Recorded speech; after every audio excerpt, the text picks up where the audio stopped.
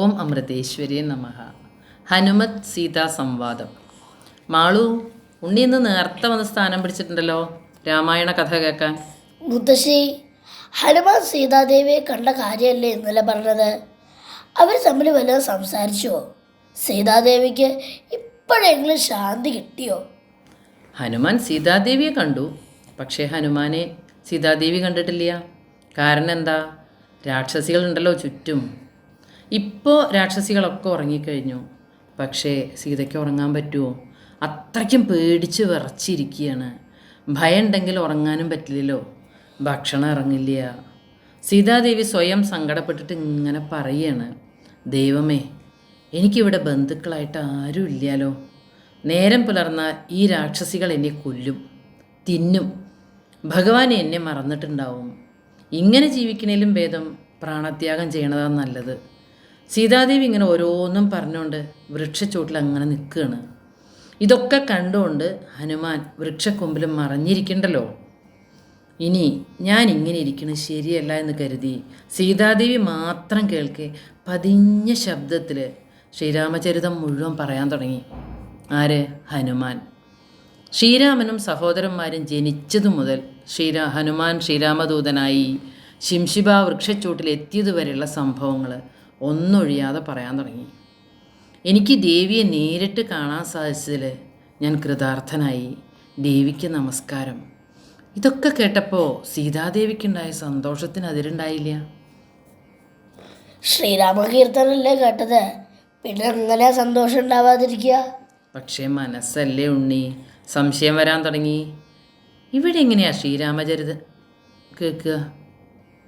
മോളെന്നാണല്ലോ കേട്ടത്, അതോ എൻ്റെ മനസ്സിൻ്റെ തോന്നലാണോ?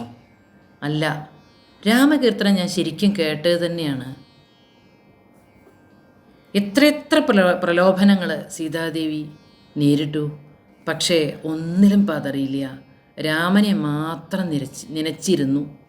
ഇതാണ് ഉണ്ണി, നിഷ്കളങ്ക ഹൃദയത്തിന് ഏത് ആപത്തിലും ഭഗവാൻ കൂട്ടുണ്ടാവും. ആരായാലും എൻ്റെ മുമ്പിൽ വരണേ. സീതാദേവി പ്രാർത്ഥിക്കണേ. ഇത് പ്രാർത്ഥിച്ചതും ഹനുമാൻ തൻ്റെ രൂപം ചെറുതാക്കി ദേവിയുടെ മുന്നിൽ വന്നു നിന്നു. സീതാദേവിക്ക് അപ്പോഴും ഭയാ തോന്നിയതേ. ഇനി എന്തിനാ സീതാദേവി പേടിക്കുന്നത്?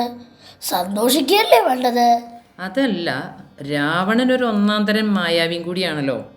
ഹനുമാന്റെ രൂപത്തിൽ വന്നതും അങ്ങനെ വല്ല മായയാണോ? അതായിരുന്നു സംശയം. സീതാദേവി തലയും താഴ്ത്തി ഇങ്ങനെ ഇരിക്കുകയാണ്. ഹനുമാന് കാര്യം പിടികിട്ടി. ഹനുമാൻ പറഞ്ഞു, ദേവി പേടിക്കണ്ട, എന്നെ വിശ്വസിക്കൂ. ഞാൻ കപടവേഷധാരിയല്ല. ശ്രീരാമ ഭഗവാന്റെ ദൂതനാണ്, സുഗ്രീവൻ്റെ ഭൃത്യനാണ്, വായുദേവൻ്റെ പുത്രനായ ഹനുമാനാണ്. ഇത് കേട്ടപ്പോൾ സീതാദേവിക്ക് ഭയങ്കര സന്തോഷമായി. സീതാദേവി ആദ്യം മുതൽക്കുണ്ടായ എല്ലാ സംഭവങ്ങളും ഹനുമാനോട് ചോദിച്ചറിഞ്ഞു. ശ്രീരാമനും ലക്ഷ്മണനും കൂടി ദേവിയെ അന്വേഷിച്ച് നടന്നത്, ശ്രീരാമനും സുഗ്രീവനും തമ്മിൽ സഖ്യം ചെയ്തത്, അങ്ങനെ എല്ലാം പറഞ്ഞു കൊടുത്തു.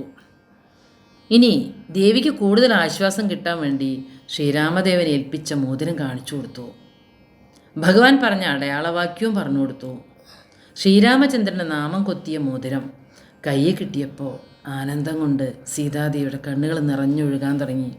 മോതിരം ശിരസിൽ ചേർത്ത് പിടിച്ച് നമിച്ചു.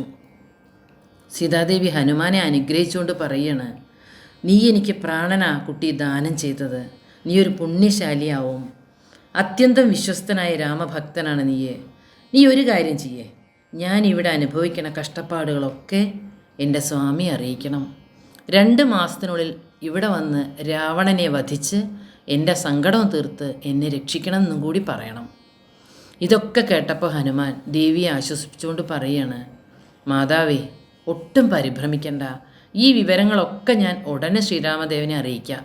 ഭഗവാൻ ലക്ഷ്മണനെയും സുഗ്രീവനെയും വാനരസേനയും കൂട്ടി ഇവിടെ വന്ന് രാവണനെ കൊല്ലും. എന്നിട്ട് ദേവിയും കൂട്ടി അയോധ്യയിലേക്ക് എഴുന്നള്ളും. ഇത് കേട്ടപ്പോൾ സീതാദേവി അത്ഭുതത്തോട് ചോദിച്ചു, അതെങ്ങനെ സാധിക്കുക? സമുദ്രമല്ലേ? ഈ സമുദ്രം കടന്ന് നിങ്ങൾ എങ്ങനെ ലങ്കയിലെത്തുക? സീതാദേവിയുടെ സംശയം അതായിരുന്നു അല്ലേ? ആർക്കായാലും ഈ സംശയം വരുമല്ലോ. ഹനുമാൻ സമാധാനിപ്പിച്ചുകൊണ്ട് പറഞ്ഞു, ഏത് വിധേനയും ഞങ്ങൾ ഇവിടെ എത്തും. ഇനി സമുദ്രം കടക്കാൻ പറ്റിയില്ലെങ്കിലോ ശ്രീരാമദേവനെയും ലക്ഷ്മണനെയും വാനരപ്പടയും എൻ്റെ ചുമലിലേറ്റിയിട്ട് ഞാൻ കൊണ്ടുവരും.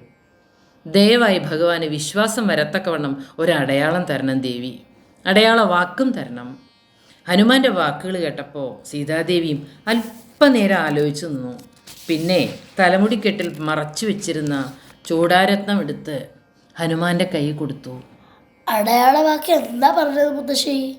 അതോ, അപ്പോൾ സീതാദേവി പറഞ്ഞു, ചിത്രകൂടത്തിൽ പണ്ട് ഞങ്ങൾ താമസിക്കുമ്പോൾ ഇന്ദ്രൻ്റെ പുത്രനായ ജയന്തൻ ഒരു കാക്കയുടെ രൂപത്തിൽ വന്നു.